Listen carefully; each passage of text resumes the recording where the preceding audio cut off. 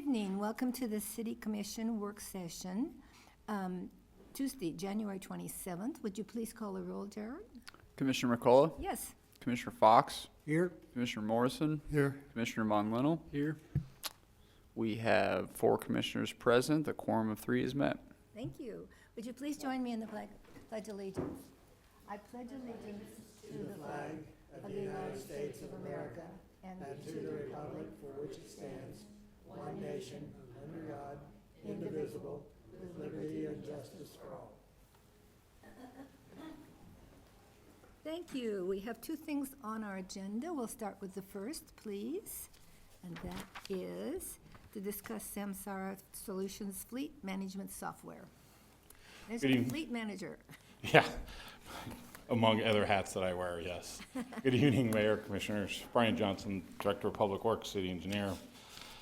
This item is a fleet and operations software system from Samsara. Public Works currently has a Verizon system that has been underperforming for several years now, and we're looking to get rid of that item and transfer it to this. The Samsara product is a turnkey product that helps Public Works reach 3 of its main goals. 1 is transparency, 2 is fiscal responsibility, and 3 is safety. For transparency, this product allows Public Works to share in live time the deployment of its resources and personnel as it manages operations. Whether it's a snow event, flood, natural disaster, or even just spring cleanup, we can share where our resources are and why we have them there and where they've been to and where they're needed. For fiscal responsibility, this project allows leadership in real time, the ability to see the use of materials, resources, and products that we use and make changes on the fly.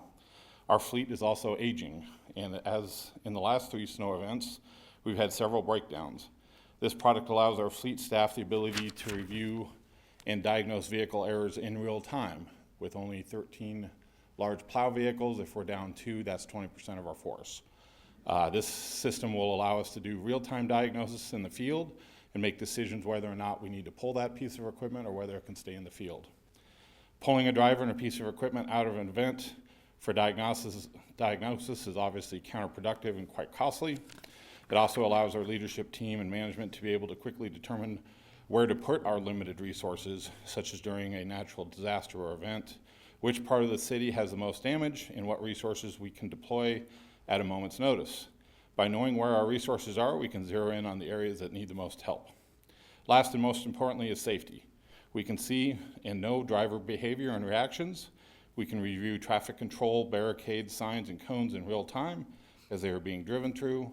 And drivers that are not performing to our standards can get the training that they need, or we can move to termination before bad habits become a liability. And with that, I'm going to introduce the Samsara team. We have Matt and Tom. They're going to go through our trial system that we used last year and kind of give you some recaps. Thank you. Okay. Thanks, Brian. Good evening, Commissioners. Matt Lima from Samsara. Tom Burns, great to meet all of you. Tonight we have a presentation. I want to go through about 25 to 30 minutes, but also want to welcome any questions throughout as well. What we're going to go through is the PowerPoint presentation that you guys have in front of you. Little recap before we jump in. I think this is my 10th time out here to Manhattan this year. I was joking before, it feels like planes, trains, and automobiles the way I got here. And starting off back in February of last year, I had a meeting in this office with Dan Tyson, with Wyatt Thompson, with the street superintendent, with the entire fleet team.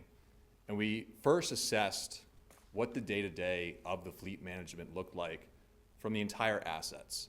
So keep that in mind today when we're just talking about vehicles, we're actually talking about total assets as well. So that's equipment, that's trailers, that's everything that encompasses the city covers. From that meeting, we actually launched a free pilot. So the city's had our equipment for the past 10 months. So we're gonna show you some of that data today. Let's control. I want to start it off with that trial and with that evaluation team. Going back to the meeting, and Brian had mentioned your current kind of software for the telematics piece. Right now, you guys just have GPS telematics for the fleet. So what that encompasses is just a GPS location.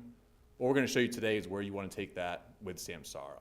What we kind of identified was more of a reactive versus proactive approach. So some names on the left-hand side, myself, Tom Burns, and then engineer there. On the right-hand side, the 6 names there, but there's actually a lot more involved in the process. And it goes all the way up to, there was a meeting today with Jason, Katie from legal. So with this project, it's not just fleet, it's the entire city. It goes back to the transparency. It's going back to your citizens who's going to be able to log on and see, hey, where has a street been plowed, right? Can I plan my day? Can I see that this street has been plowed so I can go about and maybe go to the pharmacy? So we're excited to show you how we can do that. Starting off with Samsara itself, just to give you a little brief overview. Samsara, we're a 10-year-old company, publicly traded. I think just to show you the mission statement, just to show you those 3 words. I mean, Brian kicked it off there. Safety. Safety of the vehicles, safety of the employees, safety of your citizens, safety of the entire city. Efficiency, sustainability. How can we take data, use that data to be more fiscally responsible? When we're approached and looked at a new vehicle, a purchase of a new vehicle, vehicles are pretty expensive. Can we look at, hey, maybe there's another vehicle in a different department that's being underutilized? We should run reports on that. So now we can see, hey, maybe there's a vehicle in a Parks and Rec department that we can rotate in the fleet before we purchase a new vehicle.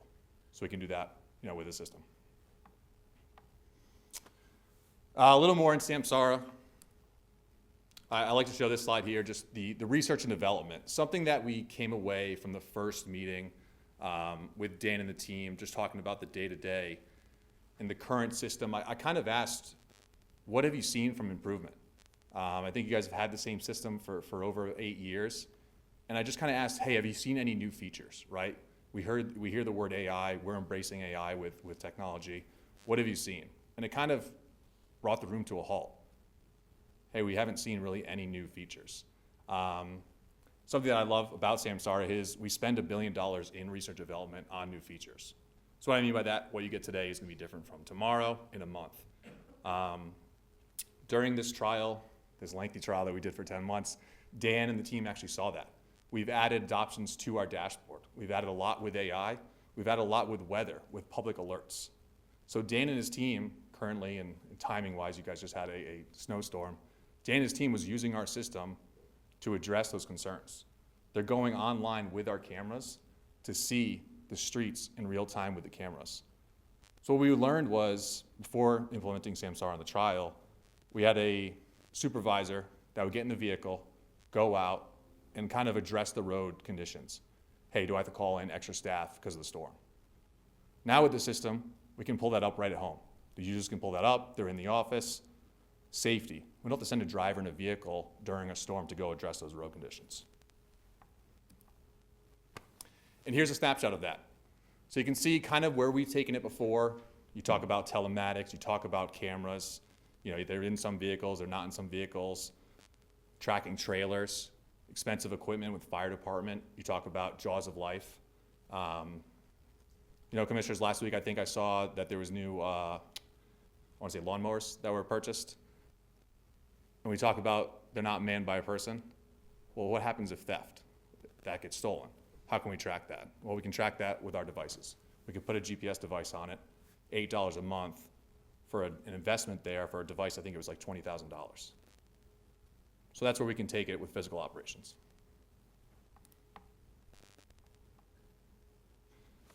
Slides here. The day-to-day fleet management, seeing where your vehicles are at, seeing the cameras, seeing the alerts, how we can coach the staff. It goes more. It goes into extreme weather. It goes into the spring cleanup that you guys do. You look at this past weather event, and we talk about how we can better the roads, how we can improve our routes. The team was able to use our system to address that. We can put a public-facing map, like I said, for your folks to log on and see snow conditions in real time. Next door, Geary County has their snow public-facing map open, City of Lawrence, and what we've seen, the transparency, a data-driven city for transparency, you see the positive recognition. It takes off on Facebook, it takes off on Reddit. So now these features for you guys, you can do more projects with all the departments. I mentioned Geary County there on the bottom, I put a couple of the local cities and counties that partner with us. Over 2 million units in the United States, 6 of the top 10 private trucking industries. And on the bottom there is a couple cities and counties that you guys are familiar with: Lawrence, Bonner Springs, Topeka. We're with KDOT as well. And this slide, I love this slide because we had a trial recap presentation about midsummer. And we had with all the department heads, and we talked about what this plan is. What is the ultimate goal? And at the top of the pyramid here, it's improve the citizen experience. The day-to-day, the trust, right? That transparency, that snow map. Disaster readiness. Power. If we lose power, how do we know? Can we tap into our generators? Make sure the generators are properly working.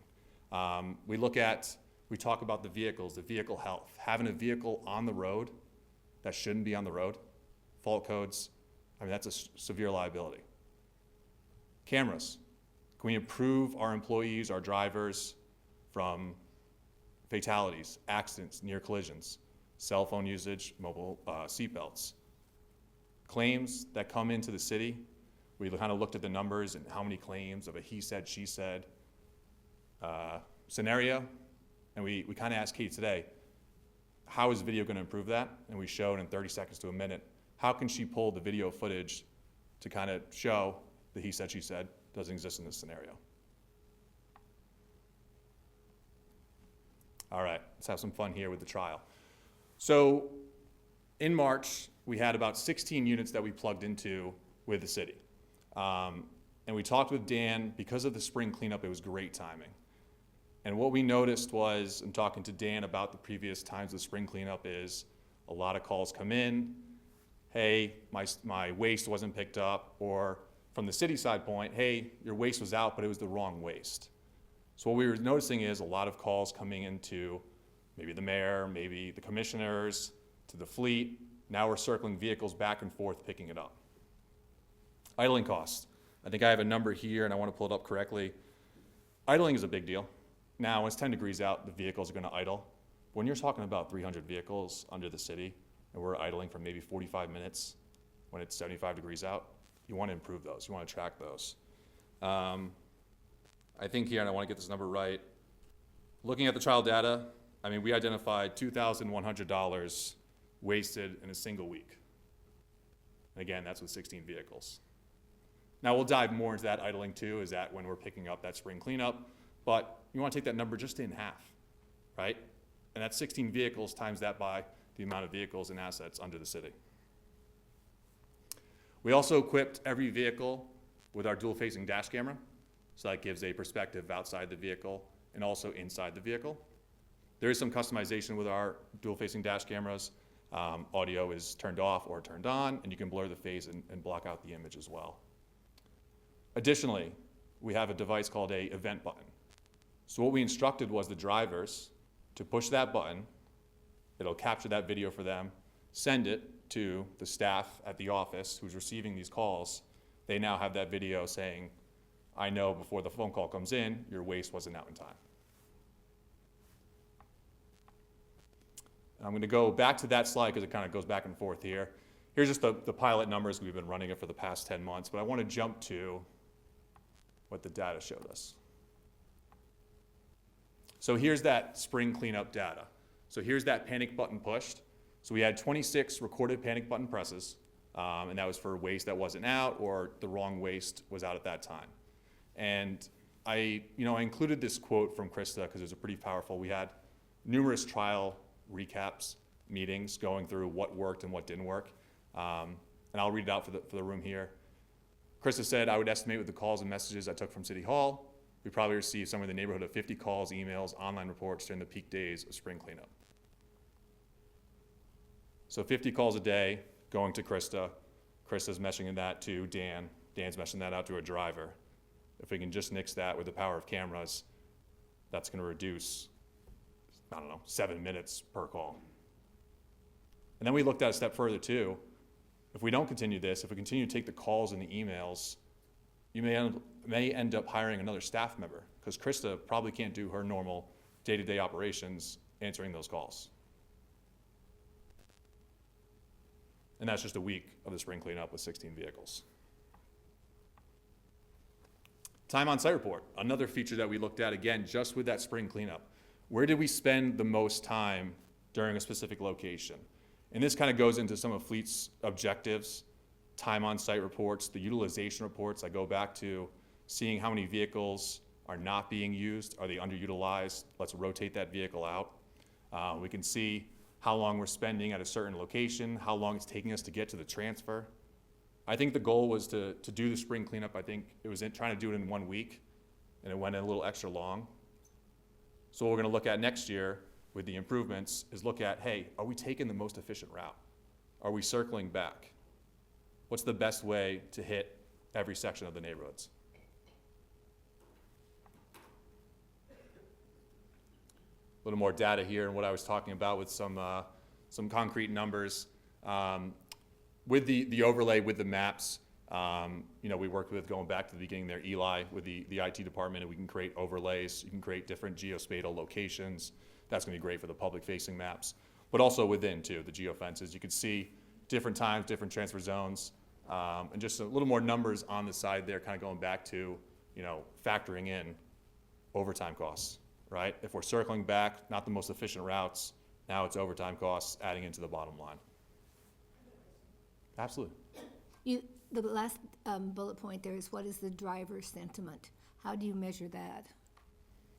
Yeah, great question. So what we love to do, especially with these trials, that's where you put the cameras in and the drivers get in their vehicle and then they say, oh great, we have a camera in our face now. I think we like to check in and we check in with Dan right away. Hey, what's the sentiment towards the drivers, right? Are they receptive? Are they walking out? Correct me if I'm wrong, I don't think anybody quit since the trial began with the cameras. And then we show Dan the features that we can do. So I go back to, you can blur the driver's face. You can black out the entire screen. So what we can do is black out the drivers, but we can still receive the alerts. We'll still know if they're on their phone or seatbelt, but you're gonna black out that entire screen. So there's features that you can roll out with. That's really part of the coaching too that they're gonna do with the platform. I alluded to it before in a meeting today. The goal is proactive, right? It's, and I'll show a video in a little bit here. Cell phone usage, mobile seatbelt, drowsy driving, snow plows, these emergency situations. Drivers might be out there for 8 hours to 12 hours. We want to be aware of that before they get in the vehicle or get into it real time with the live streaming feature. Coaching in our system, kind of a reward system. So something that we can do within our system that you guys can do is, hey, who's had the most safe speed, right? Who hasn't been speeding? Who's been harsh braking? Who hasn't been idling? And we kind of have that in our system.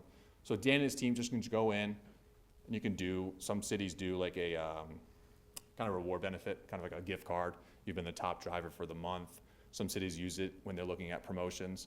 Hey, you've been one of our top drivers, reducing fuel waste. So allowing your drivers, especially during what we've done for the 10 months during the trial, they get comfortable with the system. And I think it's been really positive from the city.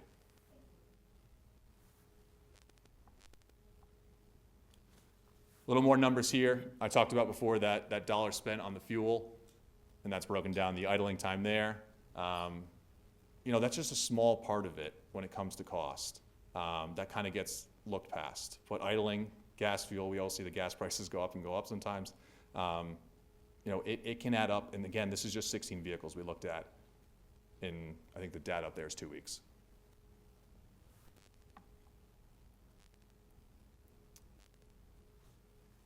And let me go back to this one here to show you a little bit more during our, I'll play a video here. So here's an example of showing you when a driver pushed that panic button. And actually, Commissioner, this is a good back to your driver sentiment here with the panic button. Drivers love the panic button, the event button is what we call it. Because A, they don't have to take out their cell phone. They don't have to pull over, take a picture with their cell phone or call it in. They just push that button while they're driving and they continue on their route. The supervisor or admin has that video. Take it a step further, we talked about today, if you guys need video for legal purposes and they're not on the dashboard, you can easily download our videos and we'll, to a quick file, and then you have that video proof for any of those claims. A little bit more about the AI with the coaching here, and it just shows you a little more features with our video. And this is something that I'm thrilled to do with cities, because it just goes to that positive reinforcement with the drivers. And what does that lead to? A safer, healthier city.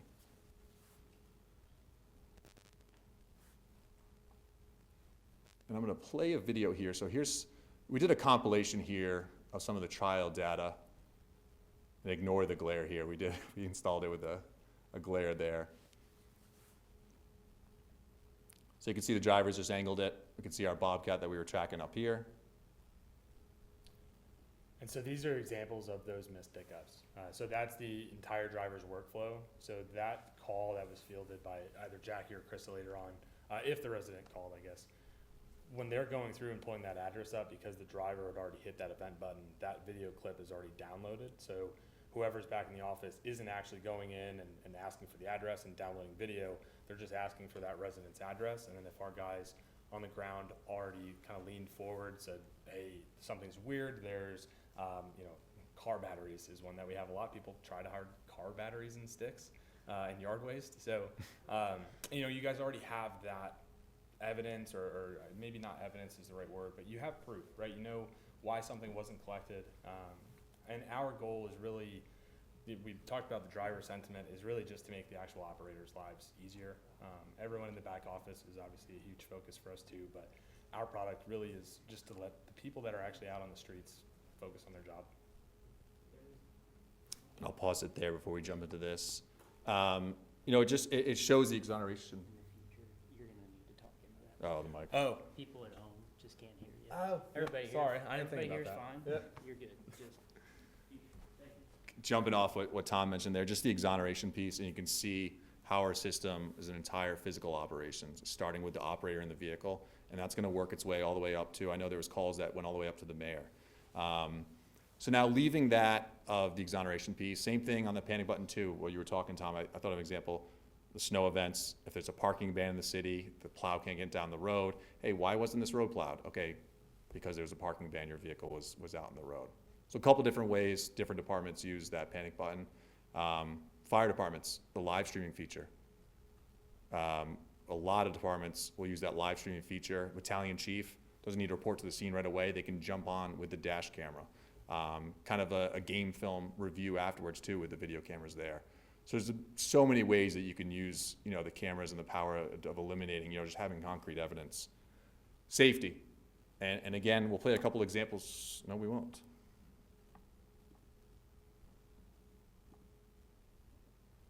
Couple safety events that we picked up. And again, these are automatic detections that is going to be filtered into, certain admins or users. And you can see here a little delayed stop. Yeah. This one.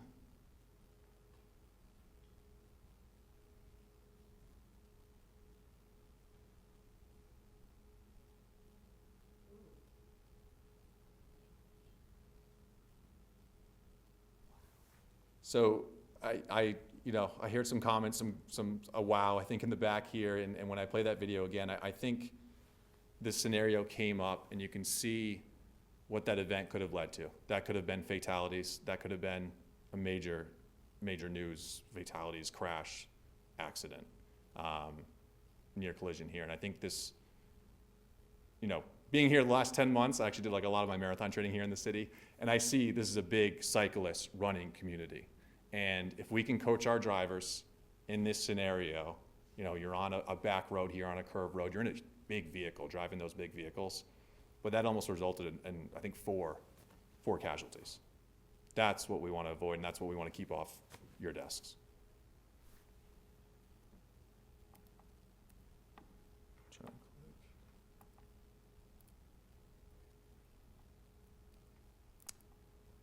I'm going to go to this one here, just quickly talking about the physical operations outside of the vehicles, going back to the lawnmowers.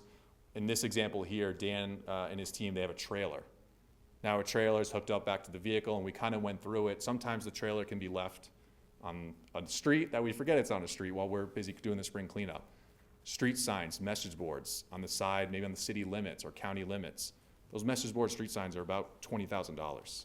And maybe sometimes we forget they're on the side of the road there, and then maybe someone takes it or theft or anything like that. Now we have devices with our system here that we can track. And that little AT11 here, and I just have it in my hand here, something like this is where you can see your return on investment. Something like this for the price on a piece of equipment that's worth, you know, $1,000 or more. Now we can have that GPS location for you guys. We go back to transparency with the city. A couple examples here, the material usage, and this is really one of the highlights that the team is excited for, that we can tap into, you know, not just tracking the plows, tracking how much we're putting out, tracking how much salt, how much brine, how much we're putting out on certain locations, right? We're gonna be heavier at certain intersections. That's a cost. That's a huge cost. You're running those year-end snow reports. How can we do that now with the data? So we tap into those snow plows, those controllers, to see how much you're spreading all over the city. Community impact, I talked about it before, Facebook, and you know, I was talking to someone earlier, and they were saying that they saw, you know, this past weekend, hey, why don't we have a snow map here, or, you know, it's been on Facebook, and they maybe see Lawrence, and like I said, Geary County, KDOT down in Wichita. And I pulled some examples here just so you can see the value of transparency, putting that information out there. Now there is some delays with the map and everything like that, so we're not just giving you, you know, live maybe footage right there of a plow, but just having a map online for folks is something that we're excited for. And just to clarify that, the operations team will have a live view into everything. We don't want the citizens to have a one-for-one, this is exactly where the truck is in that moment. So because of that, we do implement a slight 15-minute delay in between what you all would see if you were to log in Samsara, and then what the public's able to see if you were to share a snow operations map. And something, I mean, as we keep evolving too, I talk about that $1 billion in research and development and the growing.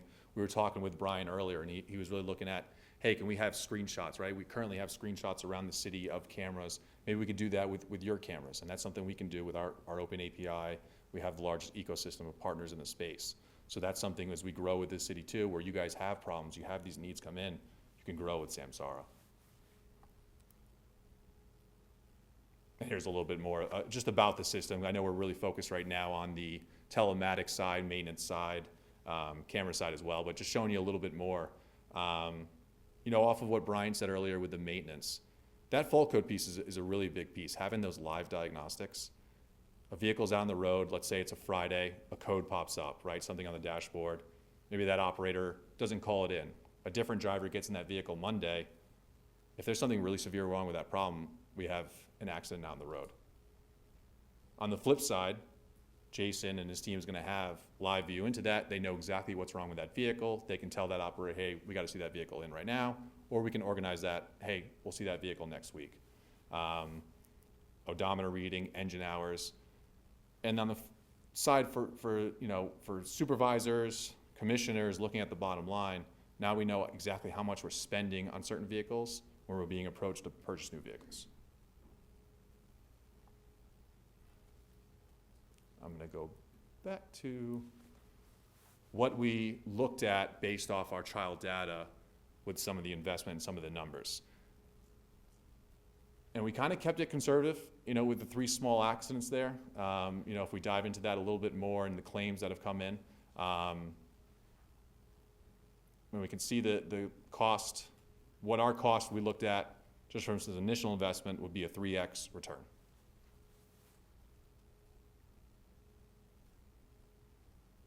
And we compared these numbers with the team on that spring cleanup, and I think we were actually a little bit lower.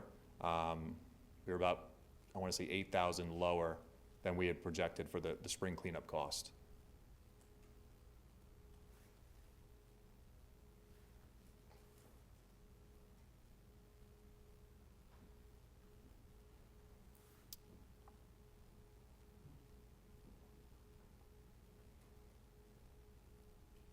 I do have a little bit more in the appendix, and I know, commissioners, you have that in that PDF file. I'm happy to go into a little bit more into that appendix there, but I'll first turn it over to any questions or comments at this time. So I should have asked, the timeline that's in this presentation actually started, it says initial contact February. That was last year, right? For us newbies that are, Yes, yes. so all this has gone on during this last year. I've had a few questions here. First one I direct to Brian. So the current Verizon system, what's the purpose of it? Just to track where vehicles Well, we are? purchased that about 10 years ago. At the time, we interviewed about 4 or 5 different firms. Verizon was the one that was closest to turnkey at that time, but Verizon has done nothing as far as increasing their presence. It's just physically a tracking system. We can't show that on the web. We can't do any public interface. All we know is that that truck or that vehicle, that piece of equipment is at location X. That's all we know. Okay. Another question. So we get all this technology going, running good for a couple of years. We've talked about our traffic control systems on Anderson that were supposed to talk to each other. And suddenly they're not working anymore and they can't be replaced and we have no support, so now we have to buy a whole new system. Well, yeah, the Anderson system was a grant, and Yeah. we got it for free, and we were the trial run for the state. And we knew the day we got that grant that at some point, we're either gonna have to put money in it or we're gonna have to back out of it.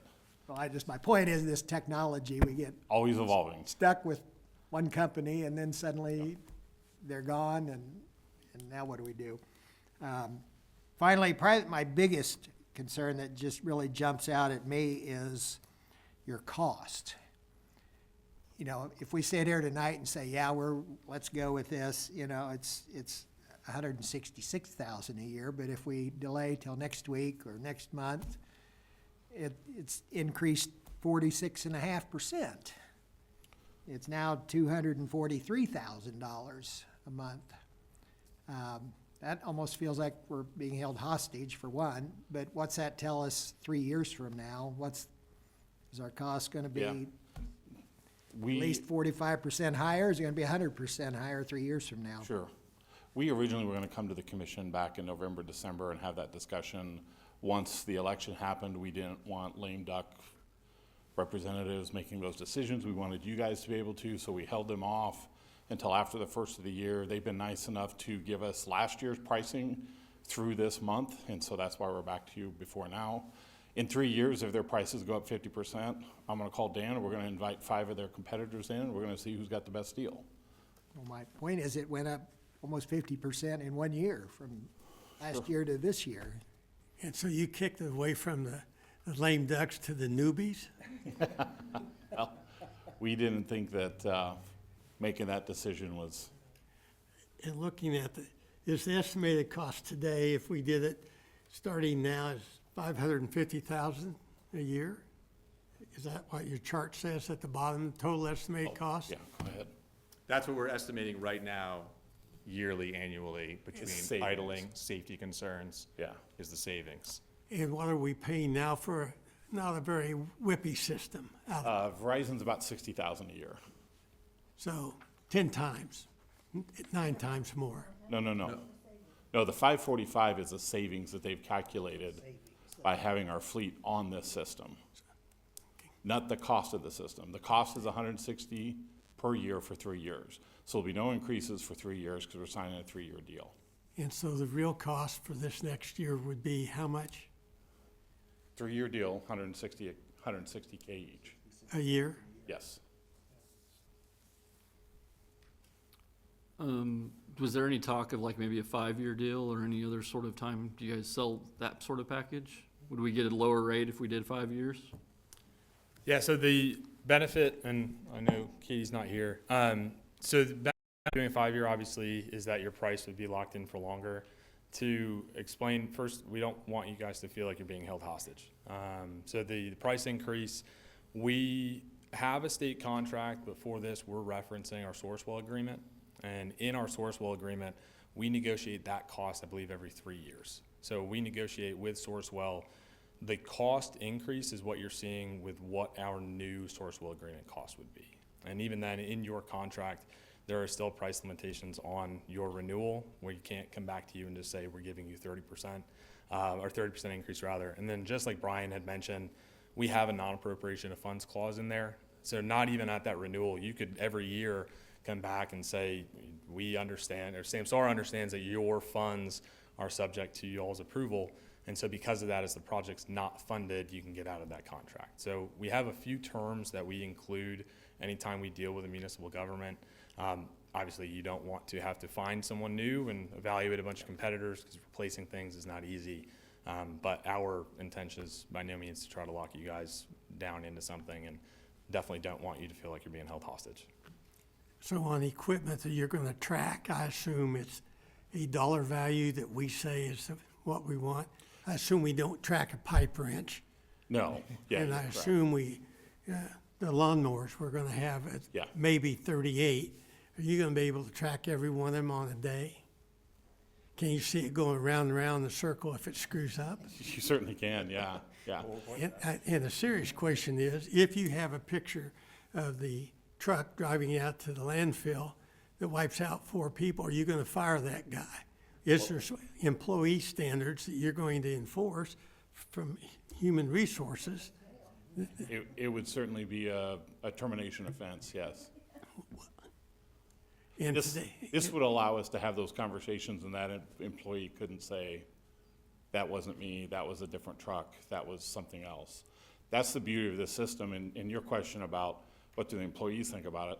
The ones that get exonerated, because we get phone calls every day about somebody ran a red light, somebody ran a stop sign, the ones that get exonerated love this system. The ones that are driving like they should be love this system because they have video evidence. how many people are we gonna have to monitor all of this stuff daily?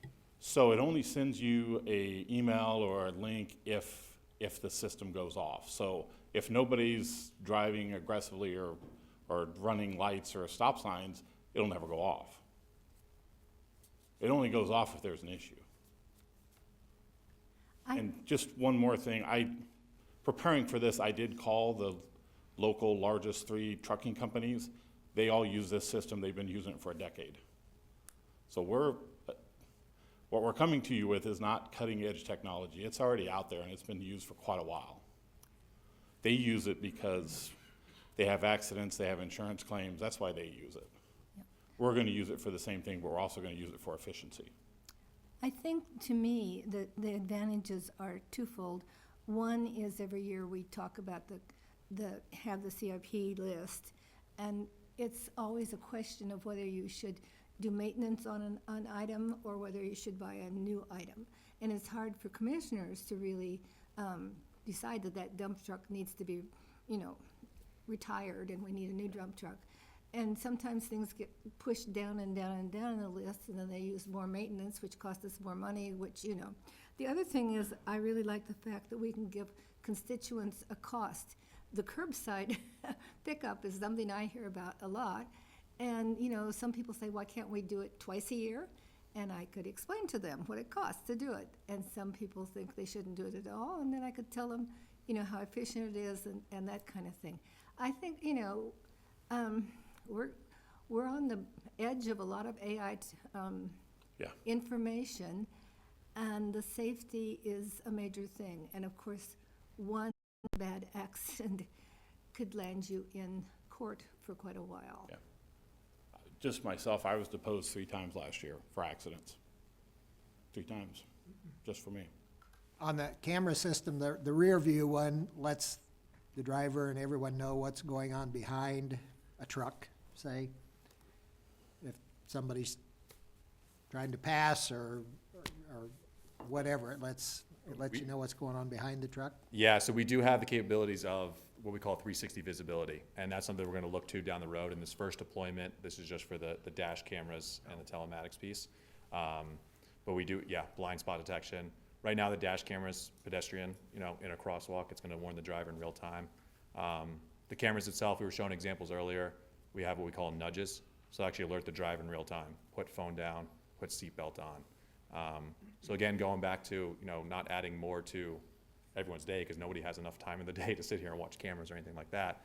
It's setting up these alerts to keep the efficiency and streamline between every department on one page. And again, we're approaching you as Public Works because fleet is in our division. This is for code, emergency, park and rec, code enforcement. They go up to a house, there's a bunch of trash out in the front yard, they can take a picture of it. There's no questions about the state of that property. For me, I think this is a go. I would just maybe think about maybe a 5-year deal instead of a 3-year deal if we can get a cheaper rate on it. That's my take. But I mean, if you guys like it, and you guys had plenty of time to test it, so I think it's good. What really sold us for us is when we talked to the private sector and they said, Brian, you're 10 years behind.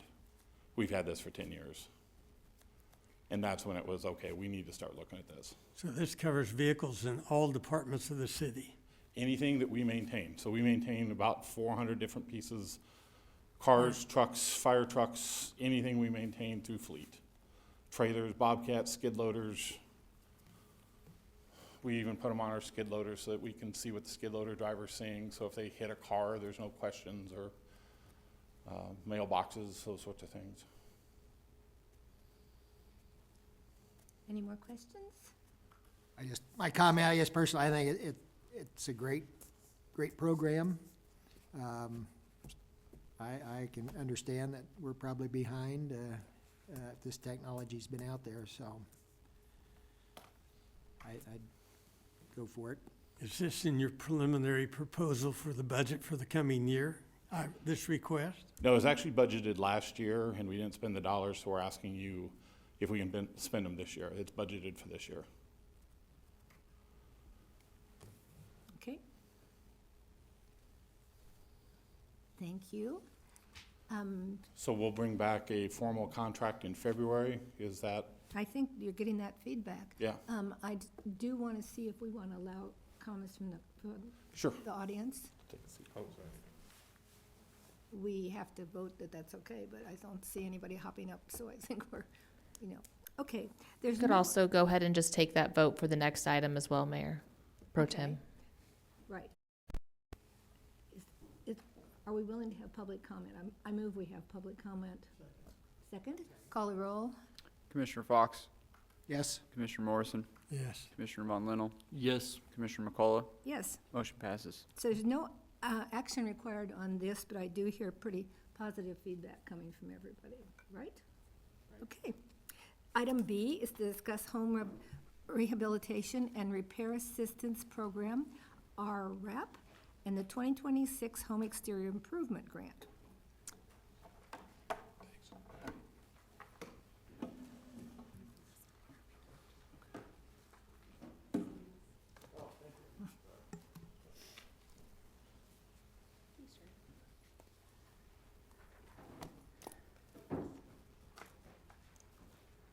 Good evening, Stephanie Peterson, Director of Planning and Development.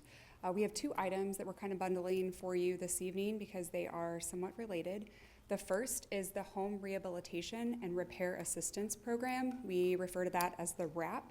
And then the other would be a new program, the Home Exterior Improvement Grant.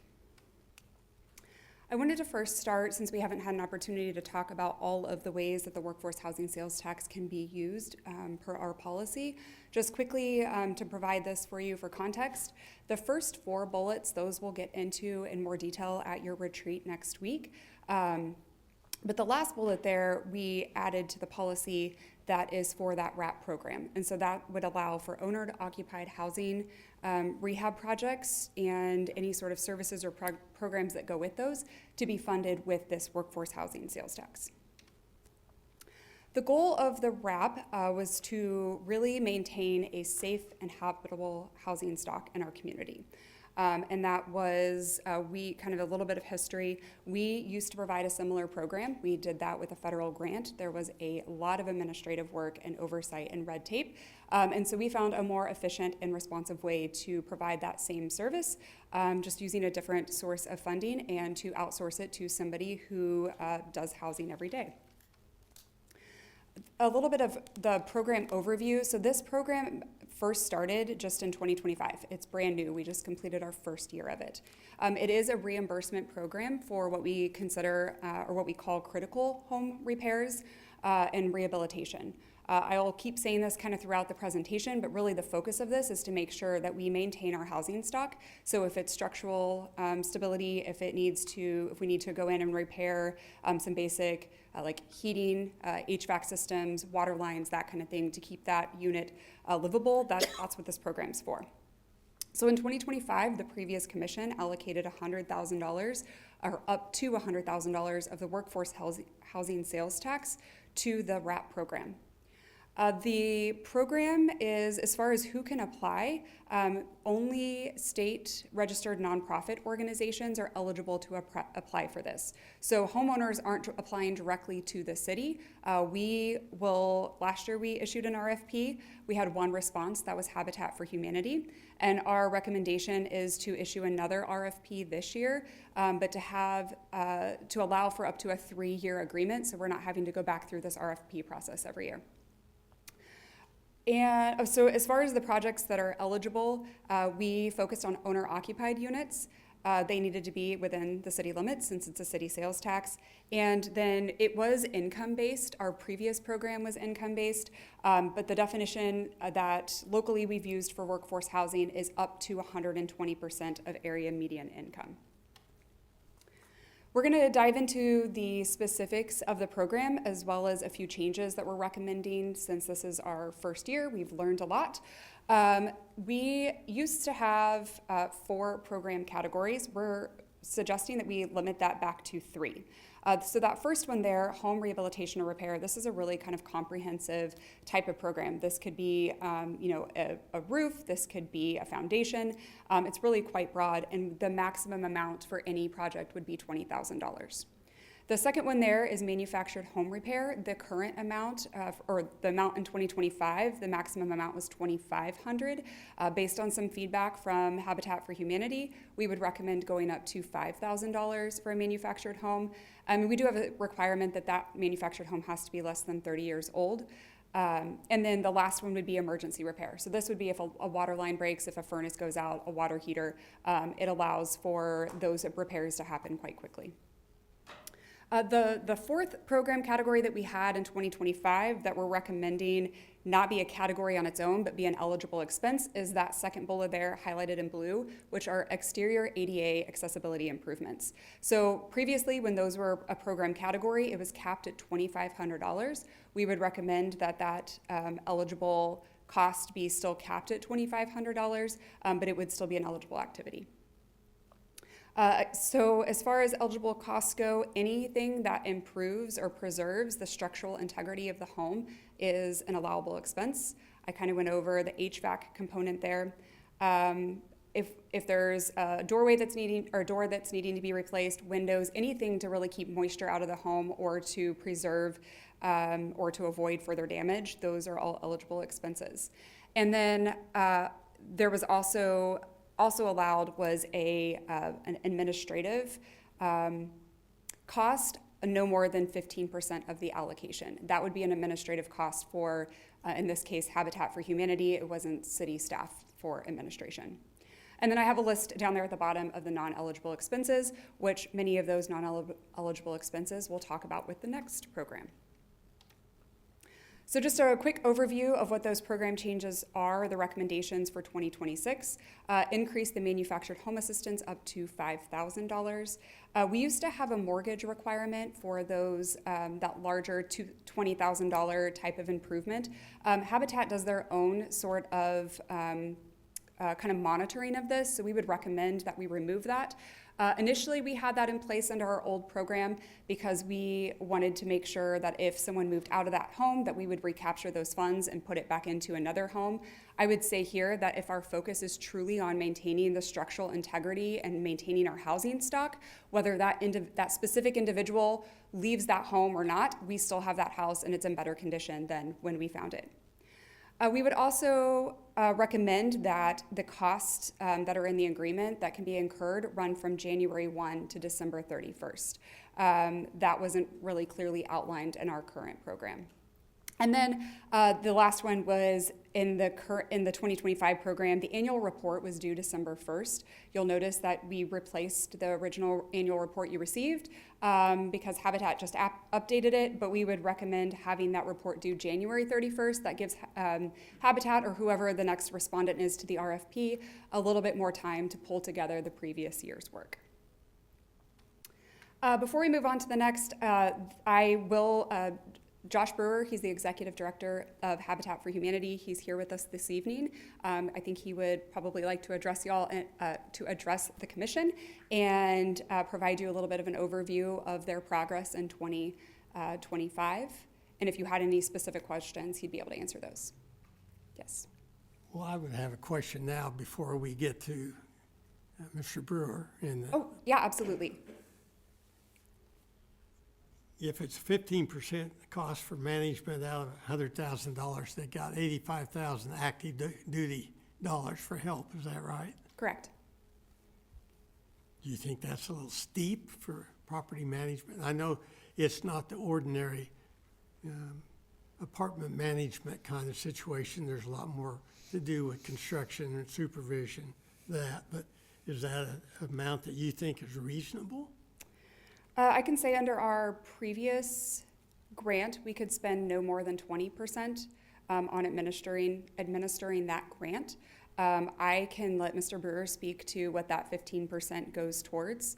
I know that there are several, like his cost, he's not out there actually working on the home. I don't know, maybe sometimes he actually does go out and work on the homes, but it helps for some of that overhead that wouldn't be captured through direct expenses to that project. So when we Habitat or our requirements, is there any requirement that we have an idea what the value of the property was when we started it? If it was in such a poor shape, why spend $20,000 and it's only worth 15 when you get done with it? I mean, is there any concern that that's an issue? We have not looked into the property value, mostly because that would be delayed an entire year, waiting for the county appraiser to go back out and appraise that property. I will say that a lot of times we see, I just have experience with this from some of our private development projects in the workforce housing sales tax grants. Some of the developers are really surprised at what their property is appraised at, especially the building itself, because they say the outside, it looks okay. The inside, we won't even lease it out because the inside is just, it's terrible. It's inhabitable almost, yet the appraisal of that is higher than what they would think is appropriate. And again, doing away with the mortgage on a $20,000 project, is that, in your opinion, appropriate?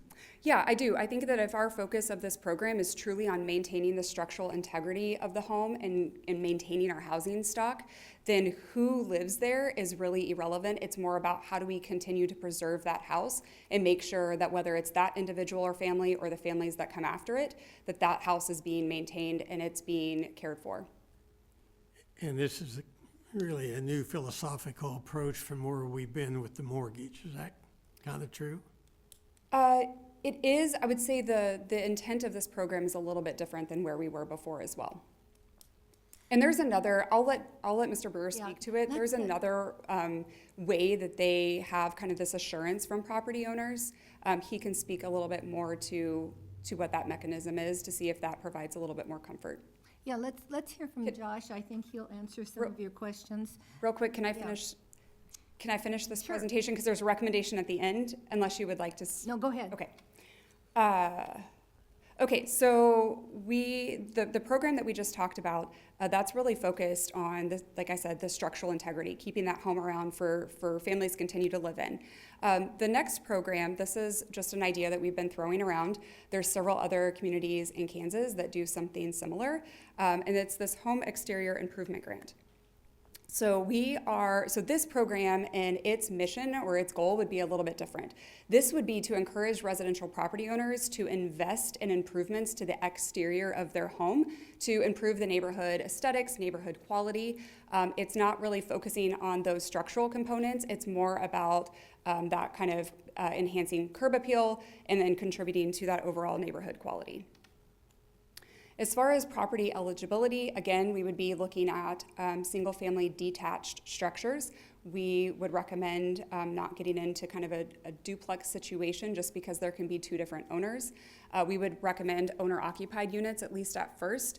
And then the way that properties would be selected, and this is where we've looked into other communities, we would look at a property to see, we basically kind of draw a line to say any property, and I'm going to make up some numbers here, we would need to do some calculations. Let's say any property that's valued or appraised at under $215,000, and it has to be older than 1990. So what we're really focusing on with this program are properties that are a lower percentage of all the appraised properties that we have in Manhattan, as well as the older homes. And that's how we would select the properties here.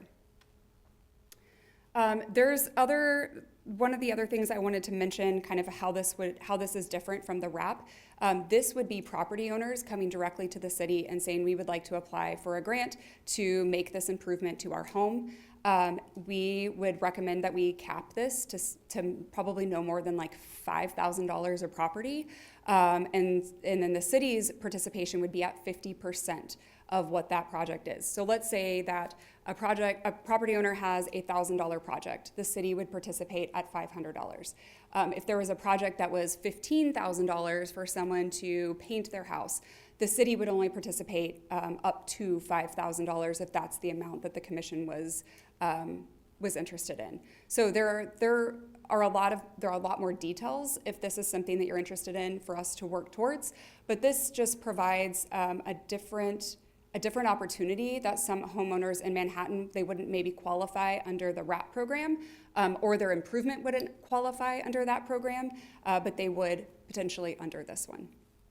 And so with that, if these are programs, either of these are, if both of these sound like something you want to do or continue to do, this is kind of our recommendation for funding. So again, the RAP program in 2025, we had $100,000. Mr. Brewer did expend all $100,000 on homes, so there is a demand there. And then I did the breakdown for you between the 15% cap, what that would look like for admin, and then the actual project repairs. And then the home exterior improvement grant, a recommendation would be maybe starting at $50,000. Again, no more than $5,000 on any one property. And that would take our total housing support to $125,000 of the workforce housing sales tax. That's it. I assume on that, the last one, there's the income limits as well? No, so the last program, that exterior grant, that's where we would look at the appraised value of the property and the age of the home. So let's say that it has, as I mentioned, let's say it's $215,000. I don't know what percentile that would be. Maybe 25% of our housing stock is below $215,000, but it also has to be older than, say, has to be built earlier than 1990.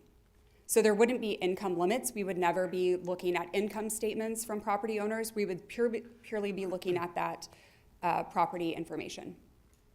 Just right off the bat, I'd have a hard time supporting something that, we're giving city taxpayer support to somebody that could afford to do it themselves. Okay.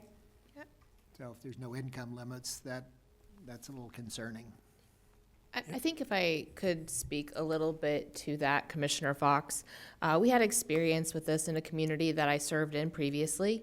The idea behind not necessarily looking at some of those income eligibilities, particularly for this program, if you're looking at someone who is living in that workforce housing range of that property value and looking at that age, it's almost a different way of income qualifying. We wouldn't expect someone who was making above your average media income to be living in some of those lower homes or lower appraised values.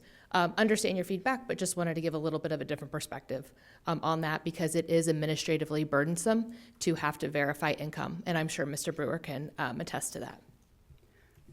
That's a great point. Thank you, Danielle. I would say that for our workforce housing sales tax, the we do put a price point range for owner-occupied houses, and our workforce housing price point goes up to $329,000. So any home that's valued less than $329,000 would be considered within that workforce range. Just wanted to throw that out there.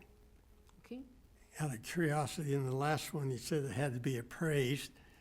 I don't know what appraisals are going for. Larry, last I knew before I retired was about $350 to $450, which seems to me to be a substantial waste of money for the people who need the improvement of their property. Can we use our reliable county assessor, what the value is? Is that what you're intending for an appraisal? Correct. That's how the other communities do it as well. They use the county's appraisal on their website. So it's not a commercial appraisal? No. And the next thing, if we wanted to triple that amount of money for part of it, is that going to qualify for the sales tax within the workforce employment, funding? I'm sorry, can you restate that? If we wanted to do more, especially for the RAP, we want to do 300,000. Would that expense be able to be funded by the sales tax that we have now? Yeah, it would be eligible as long as the property owners under that current program, the income verification is under 120 area median income. I would ask Mr. Brewer to speak to if they have the capacity to do that level of work in 1 year. And Mr. Brewer probably can answer, but do we run out of money before they got through with the application at 100,000? I don't know what their application intake looks like right now. Okay, should we hear from Mr., go ahead.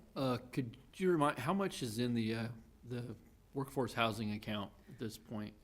We've collected about $2.4 million, and I have all these numbers for you early next week. But I believe it's about $2.4 million that we've collected to date. And I would need to go look at the specifics of how much you've actually allocated, how much is kind of pending that's been awarded, and then there is an outstanding request from the October round that's out there waiting for commission action. Commissioner Von Lintel, while Mr. Brewer is addressing you all, we will look up those numbers. So I have those numbers right here. Through the end of 2025, we've collected $2,299,616. And through the end of the year, we have either expended or committed $2,741,234. So it's in the hole right now, $441,000. Yeah, so I'll pull up where the commitments are and the expenditures. So some of those are committed, but they're gonna take several years to actually get that money out of Yeah, I of the said door. it's committed, but yeah, we've committed more than we've made so far. I'm just And- pointing that out And we're anticipating to collect 8 million for 2026. No, for the over the full. 10 years. Well, yeah, I understand that. Okay. Josh, would you like to give us your input? Good evening, Josh Brewer, Habitat for Humanity of the Northern Flint Hills. I am not typically out on the construction site.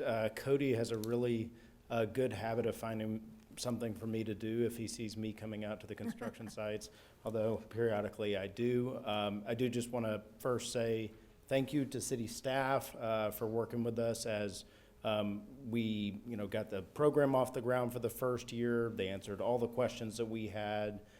These program categories, at times, you're sitting there saying, okay, is this a comprehensive repair, or is this does this rise to the level of a comprehensive repair? So there is some back and forth there to make sure that we don't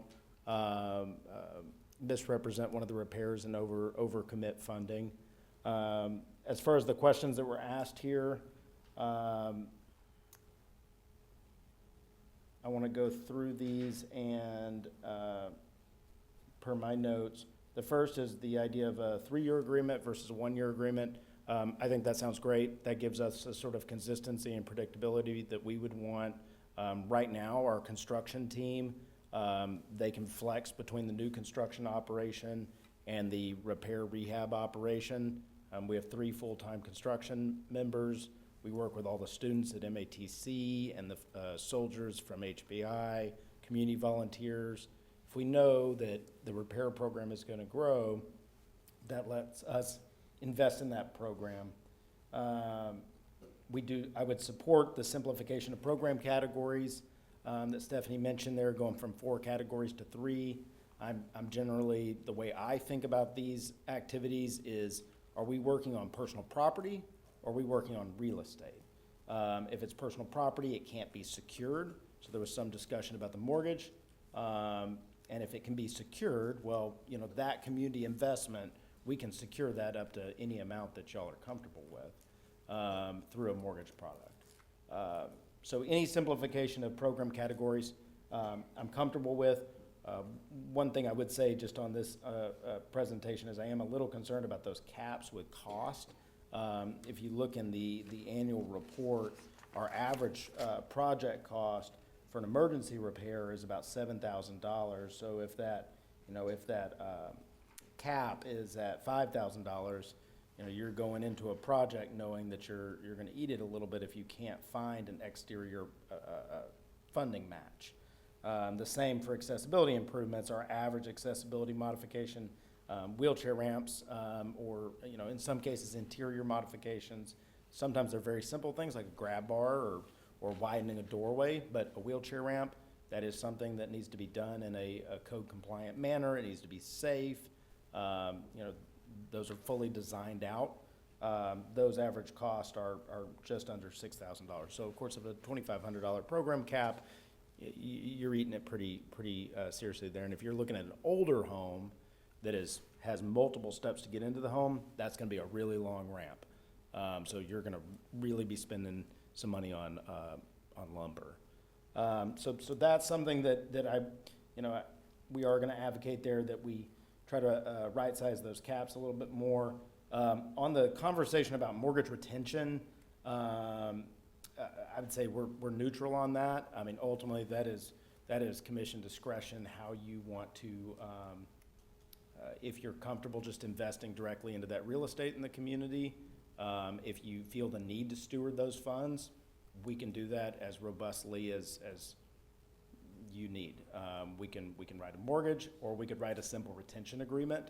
I think that is one thing that I learned pretty kind of later in the process here is in the original RRAP contract, it says mortgage retention for projects over $10,000. And I'm like, okay, we're writing a mortgage. We're writing a promissory note and filing that mortgage. And so in 5 years, me or someone in my shoes is going to go down to the county and release that mortgage. So that's okay. That's something we're comfortable doing. We do that in our home ownership program. So if that's the level of protection of funds that y'all want, we've got it. In another program that we do for Federal Home Loan Bank, Topeka, we just sign a simple retention agreement. One of the reasons for the mortgage was the amount that needs to be repaid back to the city. It does, it amortizes and it does forgive at a rate of, it's a 5 year, so 20% annually. A simple retention agreement might not have that same reimbursement. So it might be an all or nothing. If y'all want to say, hey, if someone sells their home before the retention period, they're going to pay that money back to the city out of the proceeds of the home sale. And ultimately, we're going to be neutral on that because that's going to be your position on how you want to protect funds. So, Josh, just Yes. to clarify, so there is some kind of a clawback if they sell a property after the repairs are made, so With a mortgage, there is. otherwise there isn't?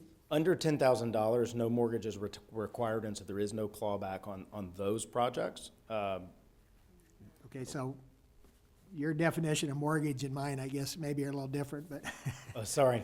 Yeah. you're using that term as a kind of a lien on the property that prevents them from selling it without giving us some of the money back. Correct. Yeah. And so when they We're go not loaning them anything, well, I guess It's a loan. Could be. It's a loan, and the way that the is homeowner pays their loan back is by living in their home for 5 years. Yeah.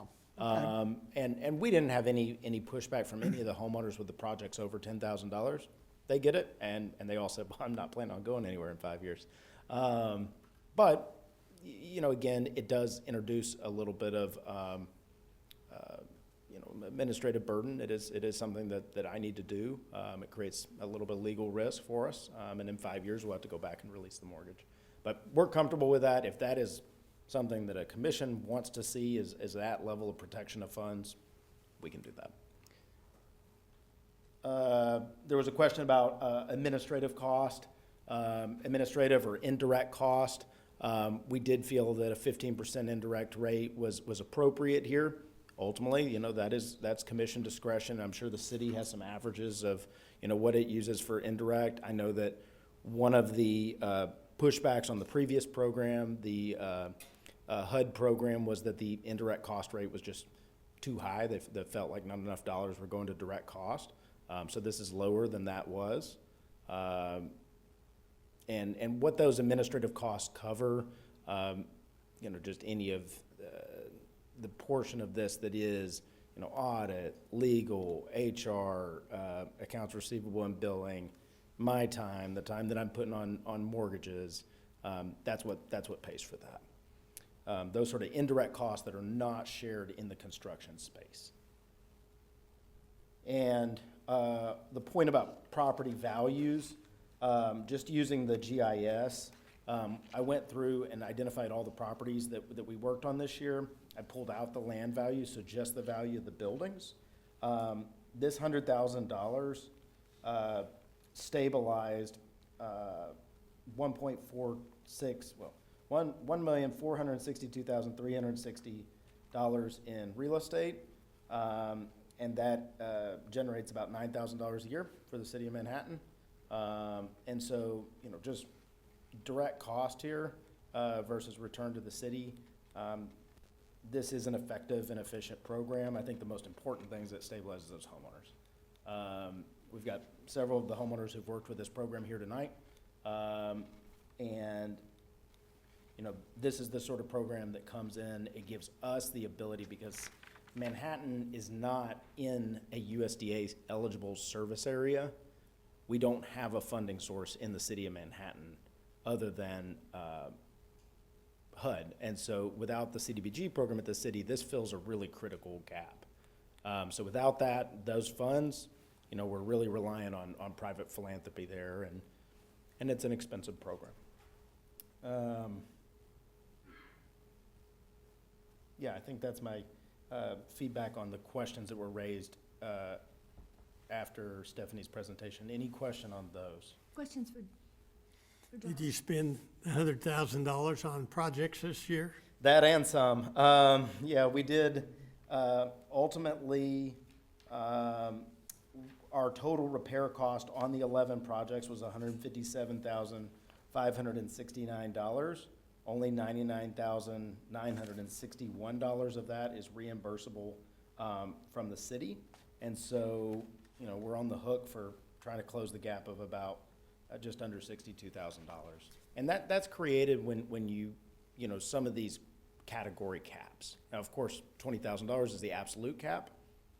You know, you start getting into a project, you find things, and you know, when we're on site, we don't leave. So if we find things, we're gonna address them. Kind of come up with a money pit circumstance? We own it.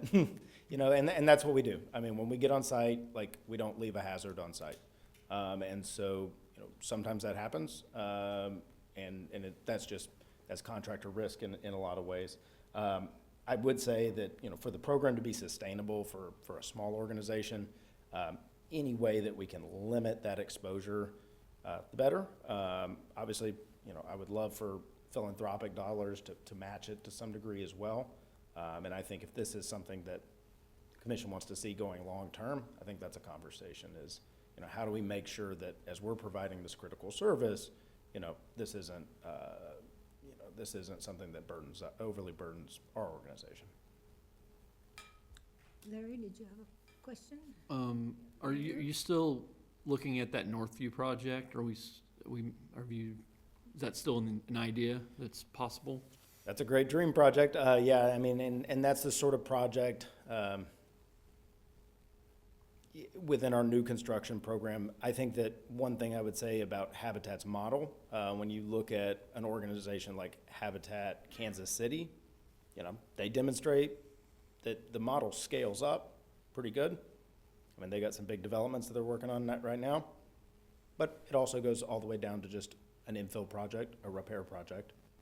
So the Chavies Addition project is one that we've been very vocal about, that, hey, if we were to see something scale up, where would it be? Well, that's a location it could be. We're piloting a rehabilitation project right now that's a rehab plus infill. So I think housing is an issue that there's not gonna be a silver bullet. Repairs is kind of like playing defense, rehab, playing some really deep defense, and new construction is kind of like going on the offense, trying to get some more inventory out there. You gotta play both sides of the ball. And so Chavies would be like the Hail Mary in this metaphor. So I think this is a great program. I think what you're doing is great. It's needed.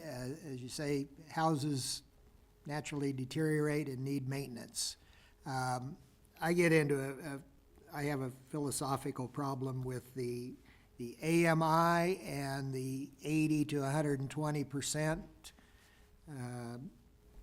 income situations. I know in your brochures, it says Habitat serves households earning 80% or less, which, great.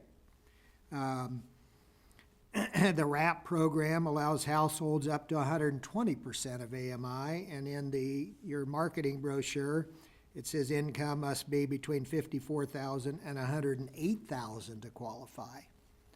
I have a little heartburn at that upper end, giving city tax dollars to, if people are making $108,000, they could probably take care of their own house. Do you have any statistics comparing all your projects versus that percentage of AMI that those people were at when you approved it? Are they generally or at the lower end, 80%, or a bunch of them at that 120%? I could definitely calculate that for you, an average of AMI. What I think we see, and if there's anything that I could sink into the public knowledge here, is when you hear 120% AMI, when you hear 60% AMI, when you hear low income, everyone says, that's not me, right? You say, even when you put out there up to 108, people say, that's not me. I've seen them, they've sit across my desk, they say, I know I don't qualify for this program, but can I hire you for this work?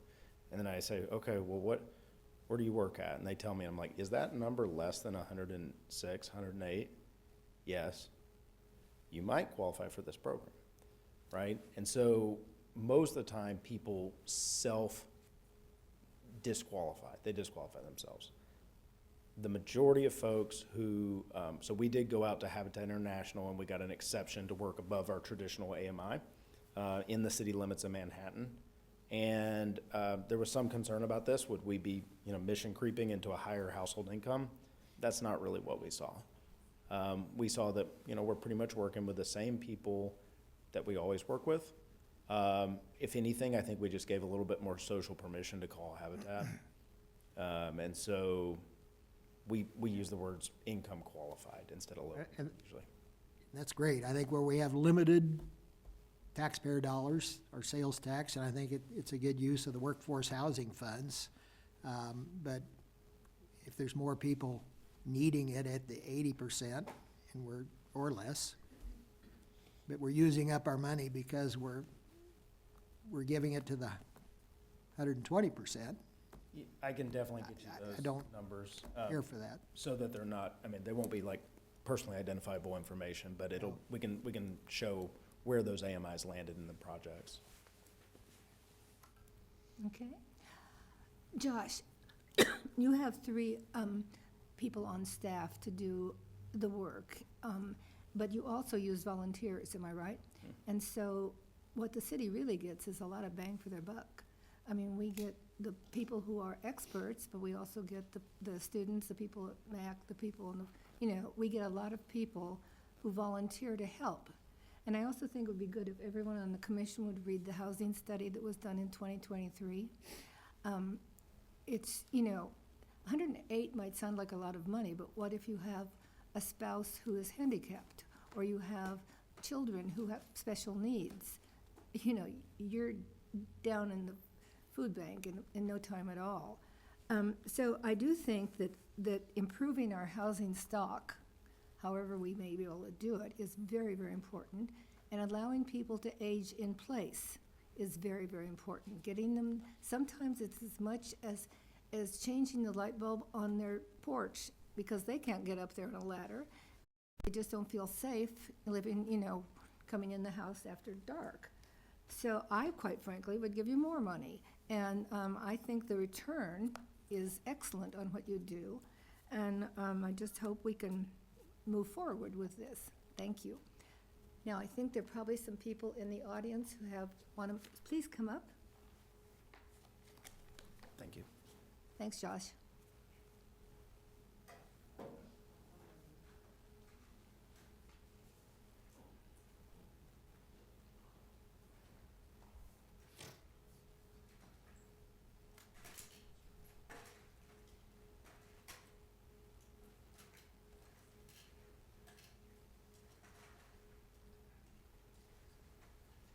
Take your time.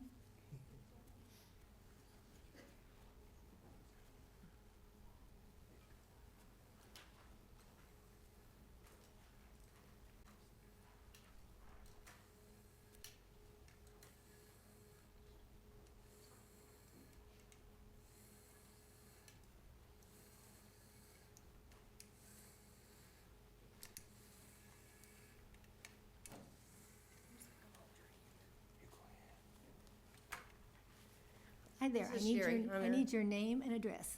This is Jerry Hunter. My name's Kim Baldwin. This is And you live at, Kathleen Baldwin. We live in the Northview area. We don't live together. that's okay. But we have used the project, and it has been wonderful for both of us. Jerry lost his leg about a year ago and has been out of commission for quite a while. Yeah.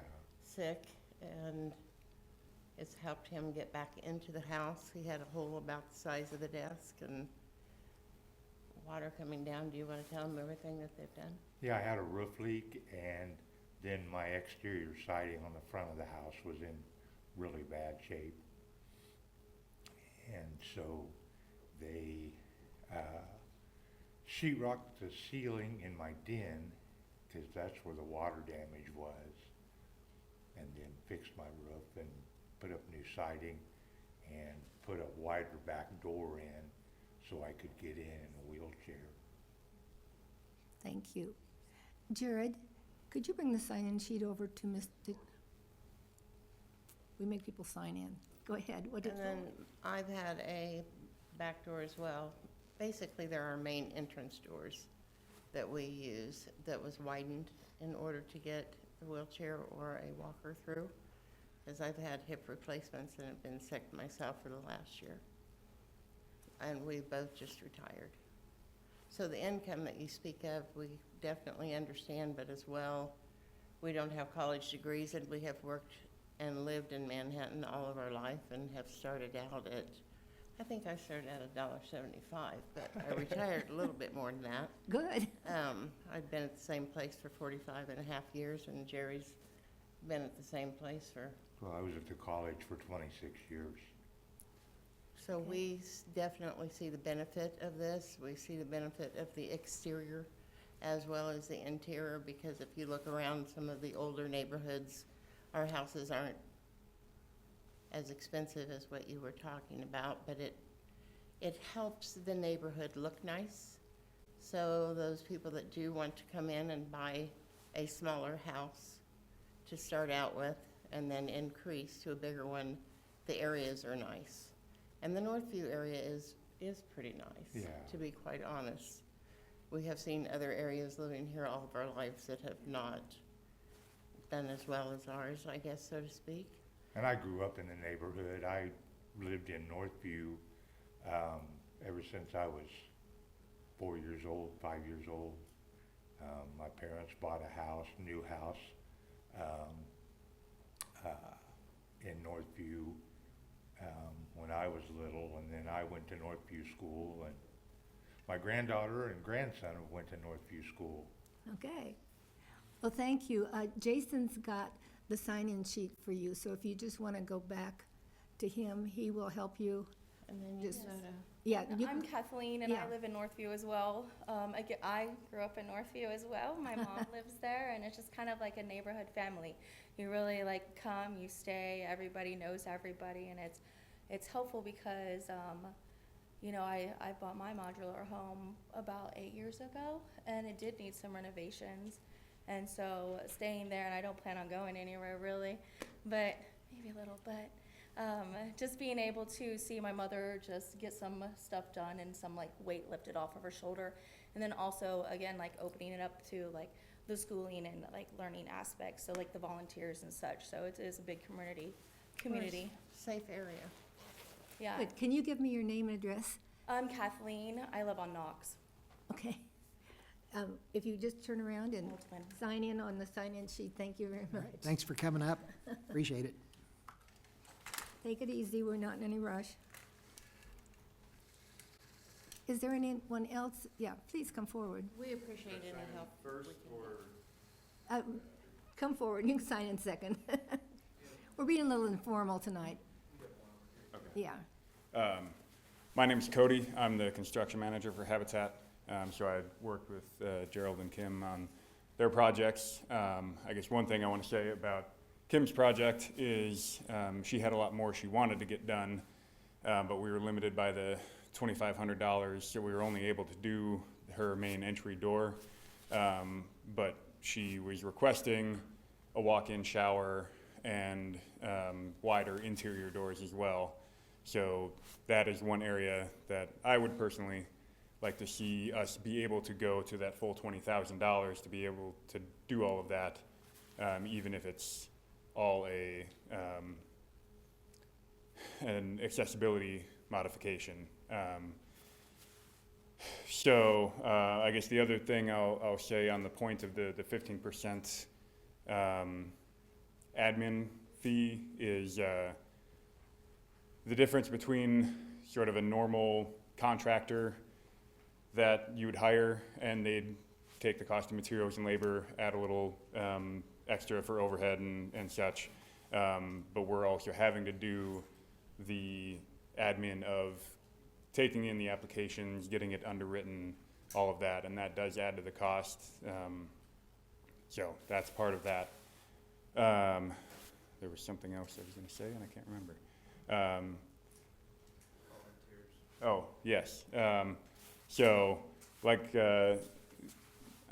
Commissioner McCullough said, we do a lot of the smaller repairs where it's a lot easier to just do it with one person or a couple people. We do with just our staff for the more technical things, but we are able to bring in a lot of volunteers.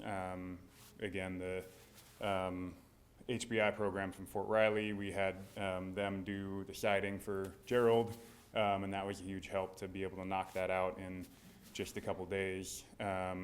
We do also hire out certain things, like we had contractors do the roofing for us rather than trying to do that ourselves. And we had another deck project that we brought in a church group led by Ryan Hayden, who's one of our board members. So we are able to bring that added value to what we're doing here. Thank you. You can sign in right over here. Anybody else? Going once? Please come forward. Don't be shy. Hello. Name and address, please. Tiffany Bishop, Redbud Redbud? Estates. Thank you. So we just bought a trailer back in 2024 and it needed some deck work. We had a city violation because it was not very walkable And so I was looking for where I work. I had them estimate how much it was. And so I said I couldn't afford it. So I looked into some grants, and that's when I talked to Josh and his crew and see if I could get it done through them. They were excellent. They did our door too, which could not lock. We were using a cinder block just to keep our doors shut at night. Can you give me your name, please, too? I'm Stephen Bishop, I'm her Fine. husband. That's fine. So we had they did excellent job. We love it. In April, we're going to stay in it. So we got a bigger deck than we thought. So. And I was calm and content with that. I don't have to, I'm a heavier guy. And I had to walk around the back part of the deck. Now I don't. I'm more comfortable knowing that I'm not gonna fall through. That's rather important. And he rocked out with his crew, and he did a phenomenal job, and I recommend them to anyone. Thank you. Thank you both very much. Would you go over here and just sign in? Super. Anybody else? Donna?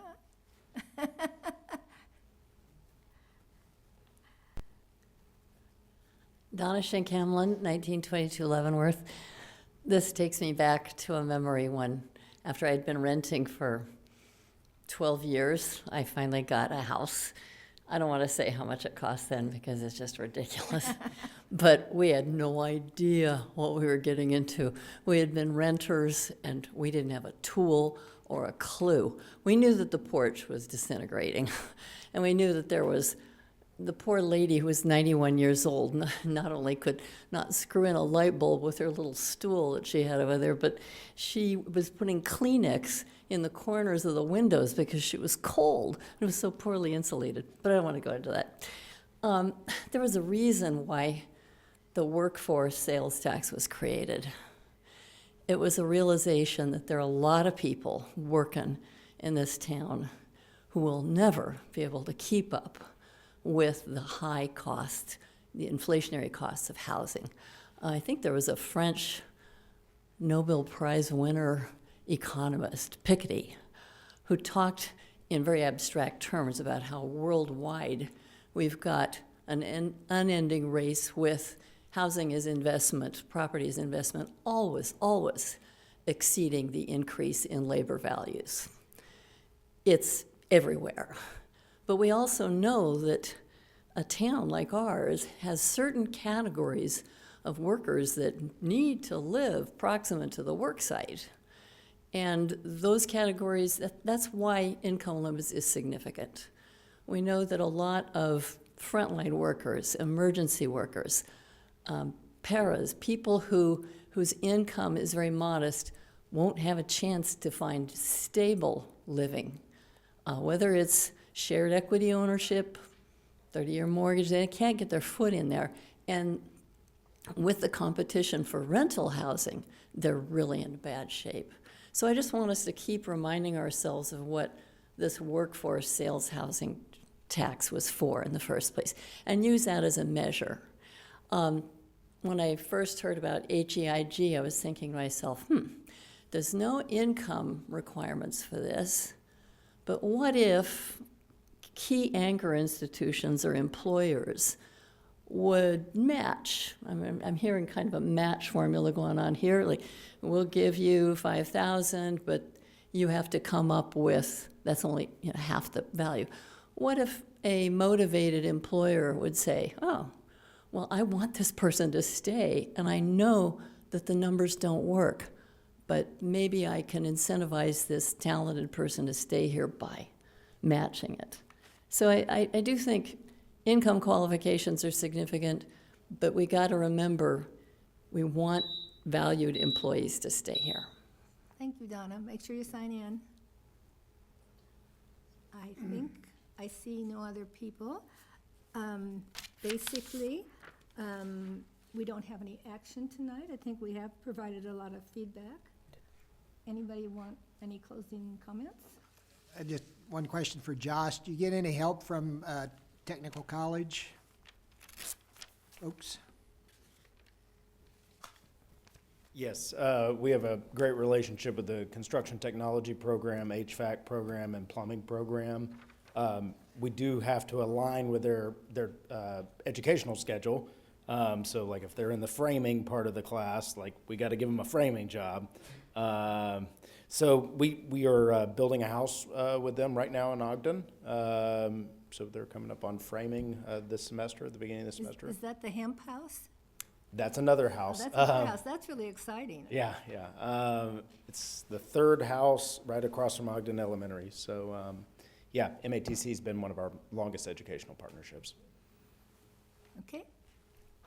I think we're about ready to adjourn. Before we adjourn, I just want to make a little announcement to remind people there is a dental thing coming up. If you have dental issues, they will handle, this is a free clinic. It's at the Armory, and it's on Saturday, and people start lining up at like 5 in the morning because they can't get assistance, and they do a lot of amazing things there in one day. 1 day or 2 days? I thought it was 1 day, but maybe I'm wrong. 1 day? Yeah. So, thank you. Okay, do I hear a motion to adjourn? So moved. Second. Been moved and seconded. All in favor, say aye. Aye.